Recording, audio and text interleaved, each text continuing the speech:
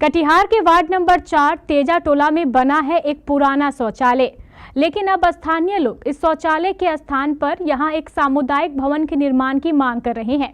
अपने इस मांग को लेकर सर्वोदय समाज के संस्थापक अशोक कुमार ने अपने सहयोगियों के साथ यहां आमरण अनशन शुरू कर दिया है। अशोक कुमार का कहना है कि इस शौचालय की हालत बिल्कुल जीर्ण शीर्ण हो गई है। यहाँ जमीन भी पर्याप्त है और आसपास के क्षेत्र में आबादी इतनी अधिक हो गई है कि कहीं भी सामाजिक कार्य को अंजाम देने के लिए कोई भी स्थान खाली नहीं बचा है। इसलिए बेहतर यह है कि शौचालय के स्थान पर यहाँ एक अच्छा सामुदायिक भवन बना दिया जाए, जिससे स्थानीय लोगों को सामाजिक एवं सांस्कृतिक कार्यों को पूरा करने में आसानी हो।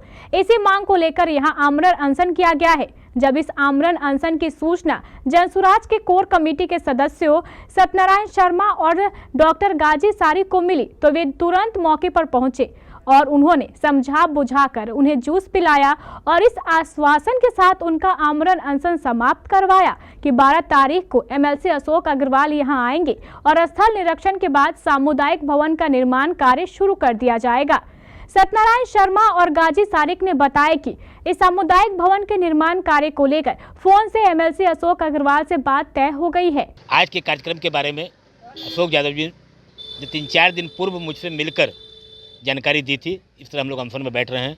आज सुबह दूरभाष पर मेरी इनसे बात हुई तो मैंने सोचा कि भाई काम तो अनशन करने से खाली नहीं होगा, काम तो किस तरीके से होगा। इस संबंध में मैंने तुरंत विधान पार्षद अशोक अग्रवाल जी से दूरभाष पर बात की।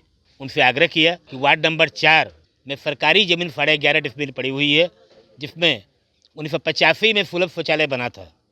रख रखाव की कमी के कारण वो जर्जर अवस्था में हो चुका है।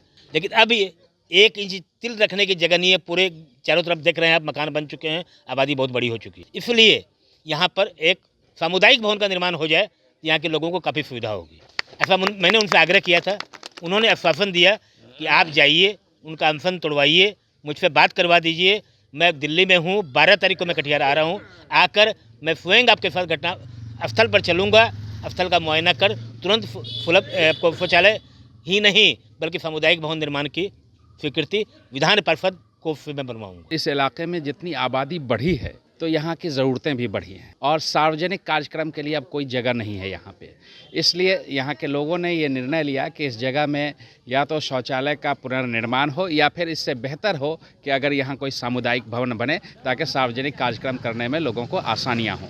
हमारी बात अशोक अग्रवाल जी से हो पाई जो विधान पार्षद हैं, और उनसे आश्वासन मिलने के बाद हमने आगे का प्रयास करने की आवश्यकता नहीं समझी। और सत्यनारायण शर्मा जी की पहल से उन्होंने इस बात का आश्वासन दिया है कि वो अभी दिल्ली में हैं, आएंगे यहाँ निरीक्षण करने के बाद वो देखेंगे और उसके बाद ये 5000 स्क्वायर फीट से ज़्यादा ज़मीन है, ये बहुत उपयुक्त ज़मीन है और बिल्कुल आबादी के बीच है। उन्होंने आश्वासन दिया है और हमें विश्वास है कि वो इस पर खरे उतरेंगे और इस समाज का भला होगा। अभी भी यहाँ का जो कुछ इलाके के लोग हैं जो झाड़ियों में जाते हैं, लाइन किनारे जाते थे मर मैदान के लिए, तो बहुत अफसोस लगता था, नहाने के लिए कहाँ जाता था। तो इसी को देखते हुए पहले हम लोग शौचालय बने, लेकिन सामाजिक स्तर पर बैठक करके जो है लोगों का राय लिए कि भाई यहाँ क्या बनना चाहिए। ज़मीन पता चला तो 11 डिसमिल ज़मीन है, तो विचार बना यहाँ पर एक सामुदायिक भी भवन बने। जब सामुदायिक भवन बनेगा तो शौचालय खुद बनेगा और स्नानघर भी बन जाएगा, तो इस तरह से गरीब गुरबा का भी बहुत कल्याण हो जाएगा। किसकी ज़मीन है ये सरकारी ज़मीन है सर। पहले यहाँ शौचालय ये सब जी यूनिसेफ के माध्यम से बना था सर। तो आप लोग चाहते हैं पुनः बने? पुनः बने। पहले बनी हुई थी वह जैसे जीर्ण शीर्ण अवस्था में है और यहाँ की जनसंख्या काफ़ी घनी है। उन लोगों के लिए सामुदायिक स्थल कोई ऐसा नहीं है जहाँ की कोई मांगलिक कार्यक्रम या हो जाए। इसलिए हम लोगों का अनुरोध है कि यह शौचालय जो अभी बना हुआ है इसके स्थान पर सामुदायिक भवन सा स्नानागार और शौचालय भी बन जाएगा तो समाज के लोगों को बहुत फायदा होगा इससे। अब देखना यह है कि तेजा टोला के लोगों की यह मांग कब तक पूरी हो पाती है।